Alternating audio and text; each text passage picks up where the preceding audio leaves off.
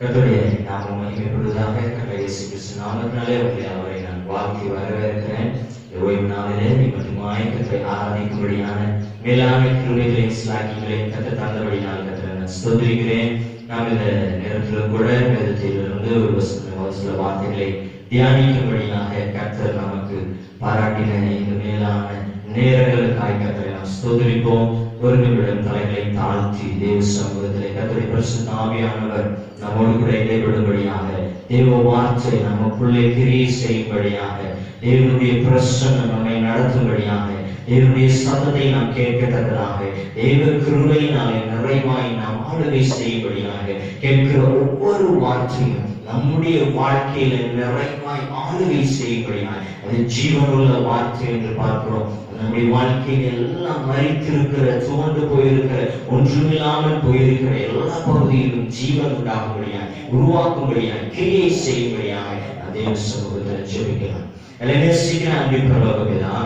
ஆசீர்வதிக்கப்பட்டதான மேலான கிருபைகளுக்காக நாங்கள் ஸ்தோத்திரிக்கிறோம். தேவ பிரசன்னம் நிறைவாய் எங்களை ஆளுகை செய்தபடியாகவே நாங்கள் ஸ்தோத்திரிக்கிறோம். இன்னும் அதிகமாக எங்களை நடத்தும்படியாக நாங்கள் ஒப்புக் கொடுக்கிறோம். இந்த நாள் ஒவ்வொரு நிமிடமும் தகவனே உடைய நினைவான நிறைவேறுக கர்த்தர் உதவி செய்வீராக. 1000 நாளை பார்க்கிலும் உடைய பிரகாரத்தில் வாசமாயிருக்கிற இந்த நாளை கர்த்தர் எங்களுக்கு தந்தபடினாலே நாங்கள் ஸ்தோத்திரிக்கிறோம். இதில் நாங்கள் மகிழ்ந்திருக்கிறோம். நாமத்தை நாங்கள் மகிமைப்படுத்துகிறோம். தகவனே இந்த வார்த்தையை கேட்கிற ஒவ்வொருவரோடு கூட தேவனில் இடைபடும்படியாக நாங்கள் ஜெபிக்கிறோம். இந்த சத்தம் போகிற எல்லா இடங்களிலும் தேவ கிருபை, தேவ பிரசன்னம், தேவ மகிமை, தேவ ஆசீர்வாதம், தேவ அற்புதம் செயல்படும்படியாக நாங்கள் ஒப்புக்கொள்கிறோம். வார்த்தைகளினால் எங்களை பலப்படுத்தி நுழைவாய் நடத்துவீராக. தேவ கிருபையினால் எங்களை உயிர்சூட்டுவீராக. சகலத்திலும் தேவனுடைய மகிமை நடக்கும்படியாக, மகிமைப்படும்படியாக நாங்கள் ஒப்புக்கொடுக்கிறோம். இயேசுவின் நாமத்தில் வேண்டி வருகிறோம் ஜீவனுள்ள நல்லதுதான். ஆமென். கர்த்தருடைய நாமம் மகிமைப்படுவதாக. கர்த்தர் இயேசு கிறிஸ்து நாமத்தினாலே அவரை நான் வாழ்த்தி வரவேற்கிறேன். நாம் இந்த குவாரண்டைன் நாட்களிலே நாம் இருக்கிறோம். அதிலேயே முதலாவது பகுதி 19 நாட்களா இருந்தது. மீண்டுமா 21 நாட்கள் மீண்டுமா நீட்டிக்கப்பட்டிருக்கிறது. ஆமென். 40 நாட்கள். ஆமென். வேதத்துல 40 அப்படின்றது மிகவும் மிகவும் முக்கியம் வாய்ந்த எண்ணிக்கையா இருக்கிறது. ஹல்லேலூயா. வேதாகமத்துல 40 அப்படின்றது ஒரு சோதனைக்குரிய காலம். ஹல்லேலூயா. Testing period.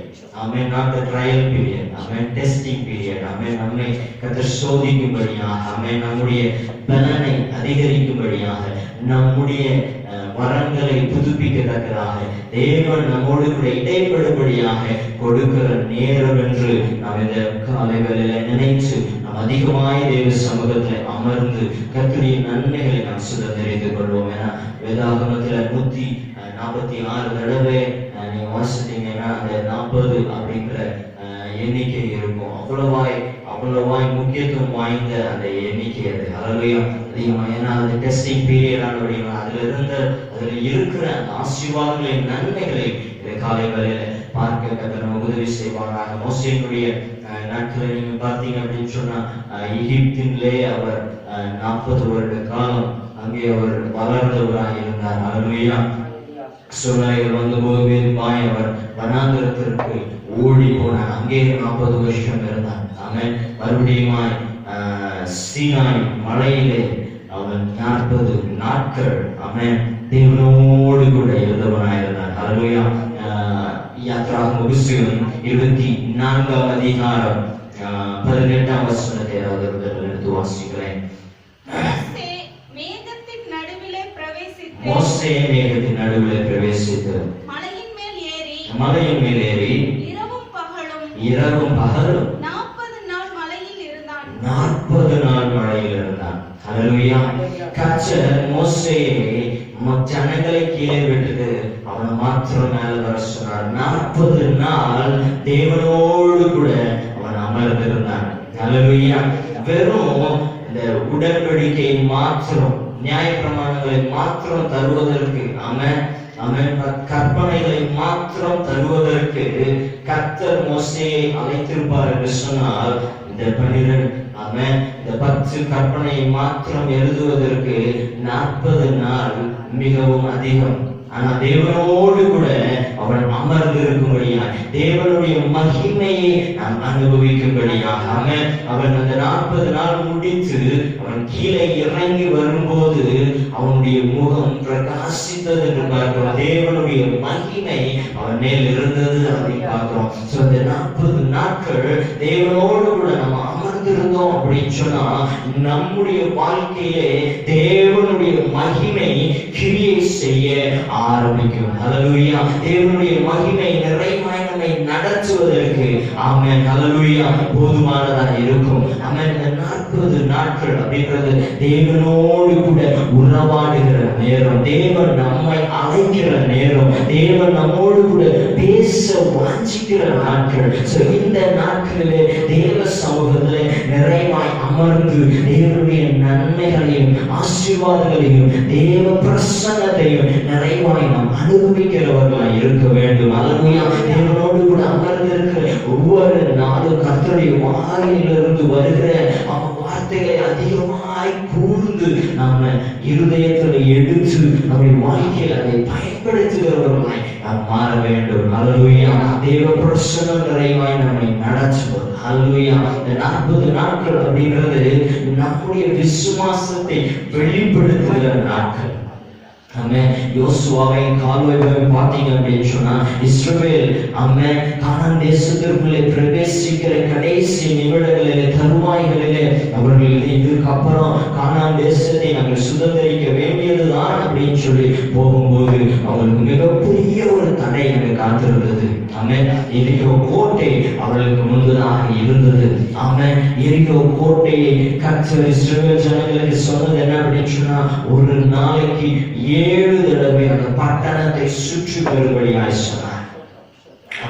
நமக்கு பட்டணம் அப்படின்னு சொன்னா சென்னை பட்டணம் ஞாபகம் வரும், கோயம்புத்தூர் ஞாபகம் வரும், மிகப்பெரிய பெரிய சிட்டிஸ் தான் நமக்கு ஞாபகம் வரும். எர்ணாகுளம் ஞாபகம் வரும், ட்ரிவாண்ட்ரம் ஞாபகம் வரும். அப்படி மிகப்பெரிய நம்ம அருகாமையில் இருக்கிற கோட்டைகள் நமக்கு ஞாபகம் வரும்.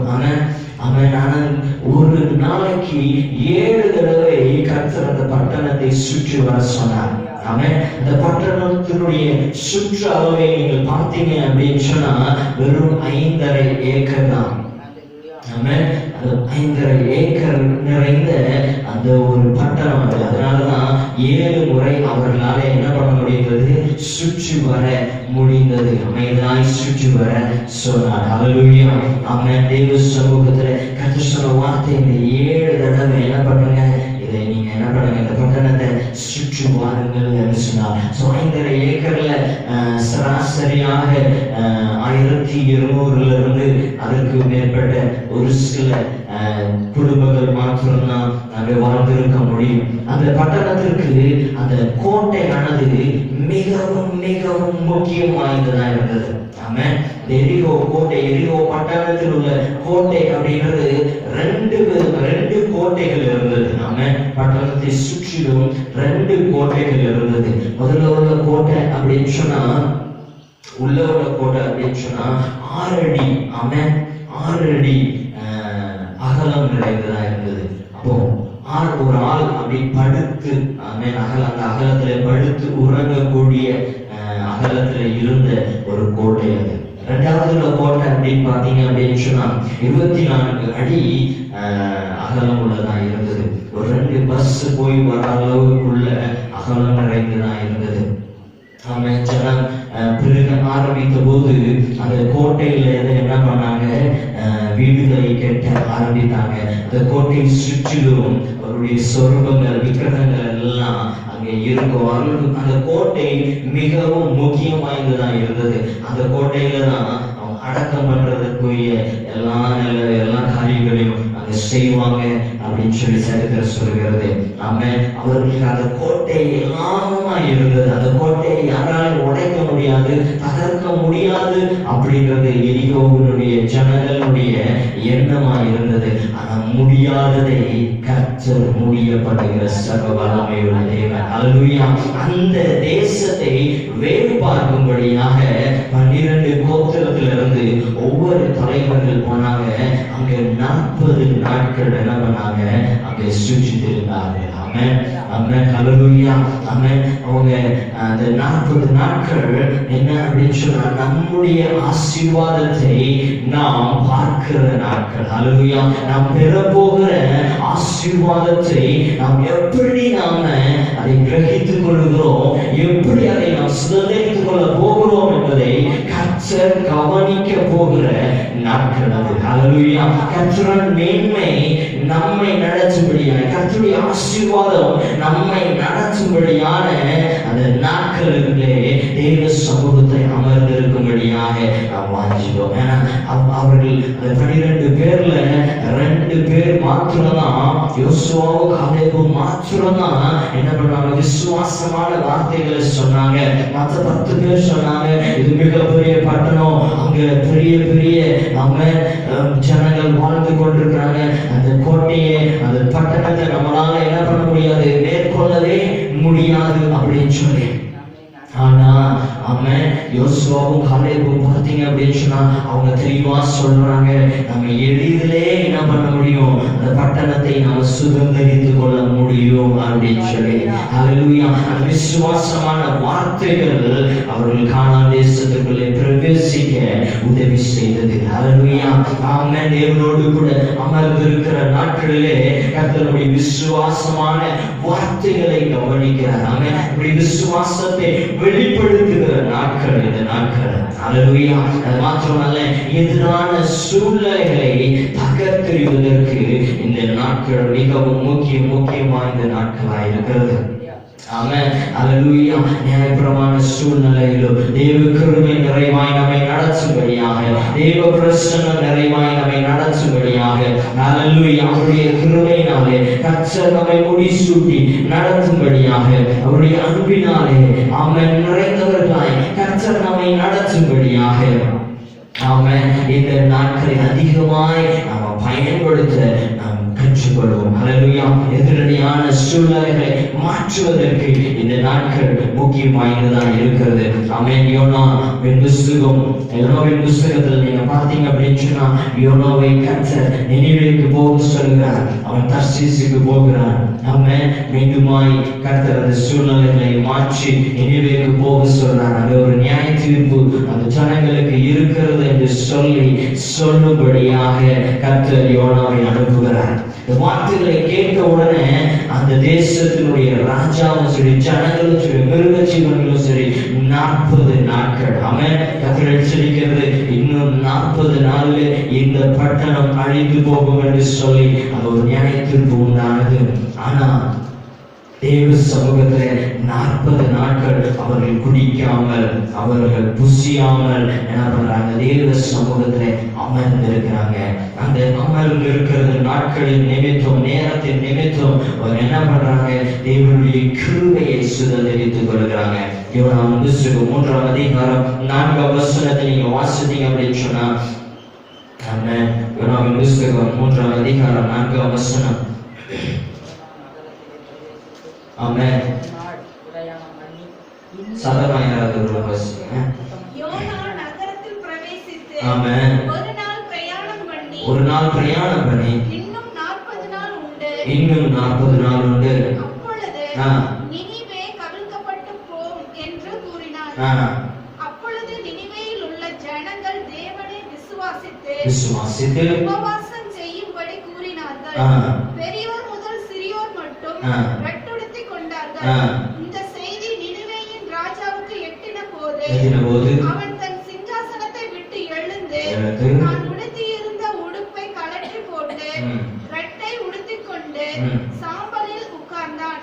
மேலும் ராஜா தானும் தன் பிரதானிகளும் நிர்ணயம் பண்ணின கட்டளையாக நினிவேயில் எங்கும் மனுஷரும் மிருகங்களும் மாடுகளும் ஆடுகளும் ஒன்றும் ருசி பாராதிருக்கவும், மேயாமலும் தண்ணீர் குடியாமலும் இருக்கவும், மனுஷரும் மிருகங்களும் ரெட்டினால் மூடிக்கொண்டு தேவனை நோக்கி உரத்த சத்தமாய் கூப்பிடவும், அவரவர் தம் தம் பொல்லாத வழியையும் தம் தம் கையில் உள்ள கொடுமையையும் விட்டு திரும்பவும் கடவர்கள்.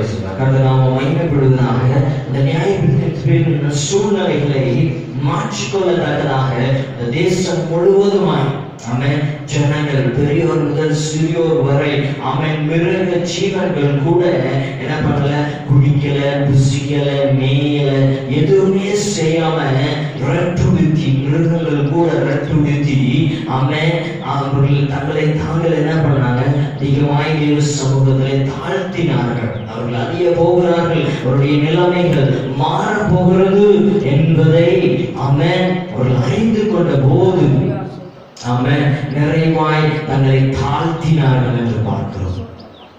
அந்த தாழ்மையின் நிமித்தம் அவர்கள் ஒப்பு கொடுத்தது நிமித்தம் நிறைவாய் ஆமென் தேவனுடைய நன்மையை, தேவனுடைய கிருபையை நிறைவாய் சுதந்திரித்துக் கொள்ள கர்த்தர் அவர்களுக்கு உதவி செய்தார் என்று பார்க்கிறோம். அல்லேலூயா. அது மாத்திரம் அல்ல, தேவனுடைய பலனை நாம் அறிந்து கொள்ளுகிற நாட்கள் அது. தேவனுடைய பலனை நாம் சுதந்திரித்துக் கொள்ளக்கூடிய நாட்கள் அது.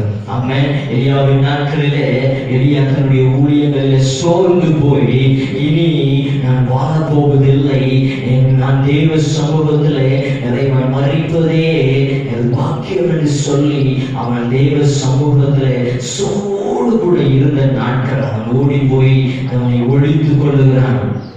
அவன் என்ன பண்றதுன்னு தெரியல, இனி என் வாழ்க்கை நான் இருக்கிறத காட்டிலும் என்னுடைய ஜீவன் போனா நல்லா இருக்கும் அப்படின்ற எண்ணத்தோடு கூட இருந்த நாட்களிலே கர்த்தர் அவனோடு கூட பேசுகிறார். 1 ராஜாக்களின் புஸ்தகம் 19ஆம் அதிகாரம் 8-9 பார்த்தீங்க அப்படின்னு சொன்ன ஒரு தேவதூதன் உனக்காக வருகிறான். வாசிங்க. அப்பொழுது அவன் எழுந்திருந்து, அதுக்கு முன்னாடி வாசிங்க. கர்த்தருடைய தூதன் திரும்ப 2ஆம் தரம் வந்து அவனை தட்டி எழுப்பி எழுந்திருந்து போஜனம் பண்ணு, நீ பண்ண வேண்டிய பிரயாணம் வெகு தூரம் என்றான். அப்பொழுது அவன் எழுந்திருந்து புசித்து குடித்து தன் போஜனத்தின் பலத்தினால் 40 நாள் இரவு பகல் ஓரேப் என்னும் தேவனுடைய பர்வதம் மட்டும் நடந்து போனான். ஆமென். அவன் சோர்வோடு கூட அவன் ஒரு சுழிச்செடியின் கீழே படுத்திருக்கும் போது கர்த்தருடைய தூதன் இறங்கி வந்து அவனை தட்டி எழுப்பி சொல்றாரு, நீ புசித்து குடி அப்படின்னு சொல்லி. முதலாவது அவன் எழுந்து புசித்து குடித்துட்டு மீண்டும் அவன் என்ன பண்றான், அங்க தூங்கி விடுகிறவனா இருக்கிறான், அவன் அங்கு உறங்குகிறவன். மீண்டும் அவர் 2வது முறையாக தேவதூதன் அவனை தட்டி எழுப்பி சொல்றாரு, நீ புசித்து குடி. குடித்த உடனே சொல்றாரு, நீ போக வேண்டிய தூரம் இன்னும் இருக்கிறது என்று சொல்லி. இந்த நாட்கள் தேவன் நம்மை உற்சாகப்படுத்துகிற நாட்கள். நம்மளால முடியாது அப்படின்னு நினைக்கும் போது அவன் பலவீனத்திலே என் பலன் பூரணமாய் இருக்கும் என்று சொல்லி அந்த சொன்ன சர்வ வல்லமையுடைய தேவ பலன் நம்மை ஆளுகை செய்கிற நாட்கள் இது. அவன் இன்னும் உற்சாகமாய் தேவ சமூகத்துல நிறைவாய் அப்பா தேவ பலனைகளை ஆளுகை செய்யட்டும், உங்களுடைய கிருபைகளை ஆளுகை செய்யட்டும், உங்களுடைய சித்தம் என்னுடைய வாழ்க்கையில நிறைவேறட்டும் என்று சொல்லி தேவ சமூகத்திலே அதிகமாய் நாம் காத்திருப்போம் என்று சொன்னார். கர்த்தர் நம்மை நிறைவாய் நடத்துவதற்கு அவர் உண்மை உள்ளவராக இருக்கிறார். அல்லேலூயா. மாத்திரமல்ல, இயேசு கிறிஸ்துவை குறித்து நீங்க பார்த்தீங்கன்னாலும் அது சொல்லப்பட்டிருக்கிறது என்ன அப்படின்னு சொன்னா, அவருடைய ஊழியத்தை ஆரம்பிக்கிறதுக்கு முன்பதாக அந்த 40 நாட்கள் வனாந்தரத்துல அவர் என்ன பண்ணினாரா, உபவாசம் பண்ணினார் என்று பார்க்கிறோம். அந்த உபவாசம் பண்ணின நாட்கள் முடிந்த உடனே தான் சோதனைக்காரன் வருகிறான். அல்லேலூயா. இந்த சோதனையின் நாட்கள் கர்த்தருடைய நன்மைகளை நாம் அறிந்து கொள்ளுகிற நாட்கள், கர்த்தர் நம்மை பலப்படுத்துகிற நாட்கள், கர்த்தர் நமக்கு தந்திருக்கிற வரங்களையும் ஆசீர்வாதங்களையும் நாம் உணர்கிற நாட்கள், கர்த்தருடைய பலனை நாம் உணர்கிற நாட்கள், கர்த்தருடைய நடத்துதலை நாம் அனுபவிக்கிற நாட்கள் இது. அதனால எந்த விதத்திலும் சோர்ந்து போகாதபடிக்கு நிச்சயமான உறுதியோடு கூட கர்த்தர் இன்னுமாய் என்னுடைய வாழ்க்கையில மேன்மையான சித்தத்தை வைத்திருக்கிறார் என்ற அந்த வைராக்கியத்தோடு அந்த விசுவாசத்தோடு கூட தேவனை நாம் பார்க்க நாம் அறிந்து கொள்ள வேண்டும். அல்லேலூயா. ஆமென். மத்தேயு எழுதின சுவிசேஷம் 4ஆம் அதிகாரம் 2ஆம் வசனத்தை நீங்க பார்த்தீங்க அப்படின்னு சொன்னா அது தெளிவாய் சொல்லப்பட்டிருக்கும். வாசிங்க. மத்தேயு எழுதின சுவிசேஷம் 4ஆம் அதிகாரம் 2ஆம் வசனம். அவர் இரவும் பகலும் 40 நாள் உபவாசமாய் இருந்த பின்பு அவருக்கு பசி உண்டாயிற்று. ஆமென். அப்பொழுது அவர் இரவும் பகலும் என்ன பண்ணாரு, 40 நாள் அவர் அவர் தேவனோடு கூட அவர் உபவாசத்திலே அமர்ந்திருந்தார் என்று பார்க்கிறோம். இந்த நாட்கள் முடிந்த உடனே தான் ஒரு இனம் உண்டாயிற்று, பசி உண்டாயிற்று. அவன் மனுஷன் அப்பத்தினால் மாத்திரம் அல்ல, தேவனுடைய வாயிலிருந்து வருகிற ஒவ்வொரு வார்த்தையினாலும் பிழைப்பான் என்று சொல்லியிருக்கிறது. அவன் அல்லேலூயா. தேவ சமூகத்தில் அதிகமாய் நாம் அமர்ந்திருப்போம் அப்படின்னு சொன்னா அவன் ஆவிக்குரிய பசி தான் இருக்குமே தவிர மாம்சத்திற்குரிய பசி நமக்கு இருக்கவே இருக்காது. அவன் இந்த ஆவிக்குரிய உணவை நாம் உட்கொள்ளும் போது அவன் மாம்சத்திற்குரிய பலனையும் நாம் என்ன பண்ண முடியும், சுதந்திரித்துக் கொள்ள முடியும். அல்லேலூயா. இறைவனை குறித்து நீங்க பார்த்தீங்க அப்படின்னு சொன்னா அவன் புசித்தது நிமித்தம் 40 நாள் இரவும் பகலும் என்ன பண்ணான், நடந்து ஓரே பெரும் மலை போய் சேர்ந்தான். அவ்வளவாய் கர்த்தர் அவனை பலப்படுத்தினார். ஆமென். அது மாத்திரம் அல்ல, அவர் உயிர்த்தெழுதலும் ஜீவனுமாய் இருக்கிறேன் என்பதை வெளிப்படுத்தும்படியாக அவர் உயிர்த்தெழுந்த உடனேயே தன்னுடைய சீஷர்களோடு கூட 40 நாள் செலவிட்டார். அவருடைய நன்மைகளை அவர் மீண்டுமாய் அவர்களுக்கு ஞாபகம் ஊட்டினார். அவர் உயிர்த்தெழுதலாய் இருக்கிறார் என்பதை அவர்கள் காண்பிக்கும்படியாக அவர் அவரோடு கூட 40 நாட்கள் செலவிட்டார். அவன் தேவ கிருபை, தேவ ஆசீர்வாதம், நான் உயிரோடு கூட இருக்கிறேன் என்பதை அவர் அறிவிக்கும்படியாக சீஷர்களோடு கூட 40 நாட்கள் செலவிட்டார். 40 நாட்கள் மிகவும் முக்கியமான நாட்கள். நம்முடைய வாழ்க்கையிலே அநேக காரியங்களை நாம் அனுபவிக்கக்கூடிய, ஆரம்பிக்கக்கூடிய, உணர்ந்து கொள்ளக்கூடிய நாட்களாய் இருக்கிறபடியினாலே தேவ சமூகத்திலே அதிகமாய் நாம் தரித்திருப்போம் என்று சொன்னால் கர்த்தருடைய நன்மைகளை நாம் சுதந்திரித்துக் கொள்ள முடியும். அல்லேலூயா. மோசே 40 நாட்கள் தேவனோடு கூட அமர்ந்திருந்து கீழே வரும்போது ஜனங்களுடைய நிலைமையை பார்த்து அவன் அதிகமாய் கோபப்பட்டான். ஆனா கர்த்தர் 40 நாட்களுக்கு பிறகு தேவனுடைய சமூகத்தில் போகும்போது அவர் சந்தோஷத்தோடு கூட போனார், சமாதானத்துடனே கூட போனார். அவர்களை விடுதலை ஆக்கும்படியாக விடுதலை ஆக்கி கடந்து சென்றார். அல்லேலூயா. ஆமென். நியாயப்பிரமாணம் நம்மை மீட்டுக் கொள்ள முடியாது. கர்த்தராகிய இயேசு கிறிஸ்து மாத்திரம்தான் நம்மை மீட்டுக் கொள்ள முடியும். அதனால் அதிகமாய் தேவ சமூகத்தில் நாம் அமர்ந்திருப்போம் அப்படின்னு சொன்னா நம்முடைய பாவங்களில் இருந்து, நம்முடைய மரணங்களிலிருந்து நாம் என்ன பண்ண முடியும், நம்மை மீட்டுக் கொள்ள முடியும் என்று பார்க்கிறோம். இந்த 40 நாட்கள் சோதனை நாட்கள். அவன் சோதனை நாட்கள், பரீட்சை நாட்கள். அல்லேலூயா. இந்த பரீட்சை நாட்களிலே நாம் ஜெயாளிகளாய் நாம் நிற்போம் என்று சொன்னால் சுத்த பொன்னாய் நிற்க கர்த்தர் நமக்கு உதவி செய்வார். யாக்கோபு எழுதின புஸ்தகம், யாக்கோபின் புஸ்தகம் 1ஆம் அதிகாரம் 2ஆம் வசனத்தை நீங்க பார்த்தீங்க அப்படின்னு சொன்னா பரீட்சையானது என்ன பண்ணுவான், விசுவாசத்தை வெளிப்படுத்தும் என்று பார்க்கிறோம். அல்லேலூயா. அவன் பொறுமையை உண்டாக்கும் என்று பார்க்கிறோம். வாசிங்க. என் சகோதரரே, நீங்கள் பலவிதமான சோதனைகளில் அகப்படும் போது உங்கள் விசுவாசத்தின் பரீட்சையானது பொறுமையை உண்டாக்கும் என்று அறிந்து அதை மிகுந்த சந்தோஷமாக எண்ணுங்கள். அல்லேலூயா. முதலாவது பரீட்சை அந்த விசுவாசத்தை அதிகரிக்கும். அந்த விசுவாச பரீட்சை என்று அறிந்து நம்முடைய வாழ்க்கையிலே மிகவும் மிகவும் அதிகமான பொறுமையை உண்டாக்கும் என்று நாம் அறிந்து அதை மேன்மையாய் எண்ண கடவுள் என்று சொல்லியிருக்கிறது. அல்லேலூயா. தேவ சமூகத்திலே நிறைவாய் இந்த நாட்களிலே கர்த்தருடைய சமூகத்திலே அமர்ந்திருக்கும் போது சூழ்நிலைகளை கண்டு சோர்ந்து போகாதபடிக்கு கர்த்தருடைய வாழ்க்கையில என்ன சித்தம் கொண்டிருக்கிறார், என்னற்றையெல்லாம் செய்ய நினைத்திருக்கிறார், நான் கர்த்தருக்காக எதையெல்லாம் செய்யணும் அப்படின்றதை மீண்டுமாய் அதை ஞாபகம் ஊட்டுகிற நாட்கள், அதை செயல்படுத்த போகிற நாட்கள். தேவ சமூகத்திலே அதிகமாய் காத்திருக்கும் போது பூர்ணமாய் நம்மை மாற்றுவதற்கு அது உதவி செய்யும் என்று நாம் பார்க்கிறோம். 4ஆம் வசனத்திலே வாசித்தோம் அப்படின்னு சொன்னா, ஆமென், நீங்கள் ஒன்றிலும் குறைவுள்ளவர்களாய் இராமல் பூரணராயும் நிறைவுள்ளவர்களாயும் இருக்கும்படி பொறுமையானது பூரண கிரியையை செய்ய கடவுள். ஹல்லேலூயா. அவன் இந்த பரீட்சை நாட்கள் நமக்கு பொறுமையை உண்டாக்கும். அந்த பொறுமை நம்மை பூர்ணப்படுத்தும். பூர்ணமானது நம்முடைய வாழ்க்கையில் இருக்கிற எல்லா செயல்களையும் செய்ய உதவி செய்யும். ஹல்லேலூயா. அதனால அதிகமாய் தேவ சமூகத்திலே காத்திருந்து நம் நன்மைகளை சுதந்திரிப்போம் என்று சொன்னார். தேவன் நாங்கள் வைத்திருக்கிற ஆசீர்வாதங்கள், நம்முடைய வாழ்க்கையில வைத்திருக்கிற நன்மைகளை நிச்சயமாய் நாம் என்ன பண்ண முடியும், சுதந்திரித்துக் கொள்ள முடியும் என்று பார்க்கிறோம். தேவ பிரசன்னம், தேவ கிருபை நிறைவாய் நம்மை ஆளுகை செய்யும்படியாக, நன்மையினாலே கர்த்தர் நம்மை நிரப்பும்படியாக, இந்த வார்த்தைகளினாலே கர்த்தர் நம்மை தேற்றும்படியாக, நம்முடைய வாழ்க்கையை தேவனுக்கு நேராக நல்ல ஆவிக்குரிய பிள்ளைகளாய் வளருவதற்கு, பூரணம் உள்ளவர்களாய் இருப்பதற்கு, பொறுமை உண்டாகத்தக்கதாக, கர்த்தருடைய நிறைவை நாம் அனுபவிக்கத்தக்கதாக, ஆசீர்வாதத்தை அனுபவிக்கத்தக்கதாக, சித்தத்தை நாம் அனுபவிக்கத்தக்கதாக, தேவனுடைய பலனை நாம் அனுபவிக்கத்தக்கதாக, தடைகளை நீக்கத்தக்கதாக, தேவனுடைய பிரசன்னம் அவன் எந்த சூழ்நிலையிலும் நம்மை நடத்துவதற்கு இந்த நாட்கள் மிகவும் அதிகமாய் நம்மை உருவாக்கட்டும் என்று சொல்லி தேவ சமூகத்தில் நிறைவாய் நம்முடைய தலைகளை தாழ்த்தி நாம் ஜெபிக்கலாமா?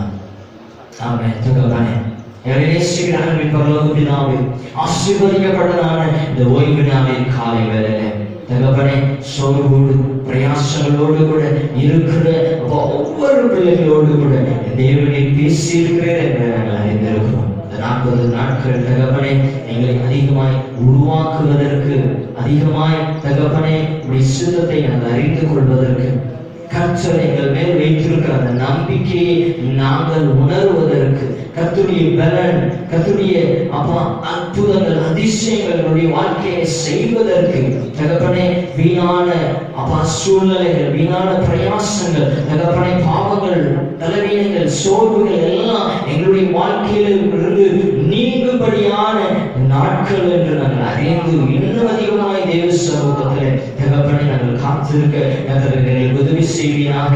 சோதனை காலம் வரும்போது நாங்கள் ஜெயாளிகளாய் நிற்கத்தக்கதாக, வெற்றி சிறக்கத்தக்கதாக, மனுஷன் 40 நாள் மாத்திரம் அல்ல, தேவனுடைய வாயிலிருந்து வருகிற ஒவ்வொரு வார்த்தையினால் பிழைப்பான் என்று சொல்லி வைராக்கியமாய் வார்த்தைகளை சொல்லத்தக்கதாக, யோசுவாவின் காலவின் போல விசுவாசமான வார்த்தைகளை அறிக்கை செய்து தேவனுடைய நன்மைகளை சுதந்திரிக்கத்தக்கதான மேலான கிருபைகளின் நாட்கள் என்று நாங்கள் அறிந்து நீங்கள் ஒவ்வொருவரை நாங்கள் தாழ்த்தி நாங்கள் வெறுமையாக்குகிறோம். தகப்பனே, தேவ பிரசன்ன நிறைவாய்களை ஆளுகை செய்யட்டும். பலவீனமாயிருக்கிற ஒவ்வொரு பிள்ளைகளுக்காக நாங்கள் ஜெபிக்கிறோம். பலன் உண்டாகட்டும், ஆரோக்கியம் உண்டாகட்டும், ஆசீர்வாதம் உண்டாகட்டும். தகப்பனே, வாதை உன் கூடாரத்தை அணுகாது என்று சொல்வது போல தகப்பனே, அந்த ஸ்தானங்களிலே ஒவ்வொரு வீடுகளிலும் அமர்ந்து இருக்கிறோம் தேவ பிள்ளைகளிலே அப்பா, தேவ பிள்ளைகள் மேல் தகப்பனே வீடுகளிலும் அப்பா உடைய நிறைவான பாதுகாப்பு உண்டாகும்படியாக நாங்கள் ஜெபிக்கிறோம். இதனாலே இந்த ஆராதனையில பங்கு பெற்ற ஒவ்வொருவரையும் தகப்பனே, இந்த காணொலியின் மூலியமாய் இந்த வார்த்தைகளை கேட்கிற ஒவ்வொரு மேலும் தேவ ஆசீர்வாதம், தேவ அபிஷேகம், தேவ நடத்துதல் நிறைவாய் உண்டாகும்படியாக ஜெபிக்கிறோம். சகலத்திலும் நீர் மாத்திரம் மகிமைப்படுவீராக. இயேசுவின் நாமத்தில் வேண்டிக் கொள்கிறோம் ஜீவனுள்ள நல்ல பிதாவே. ஆமென். ஆமென். கர்த்தர் உங்களை ஆசீர்வதிப்பாராக.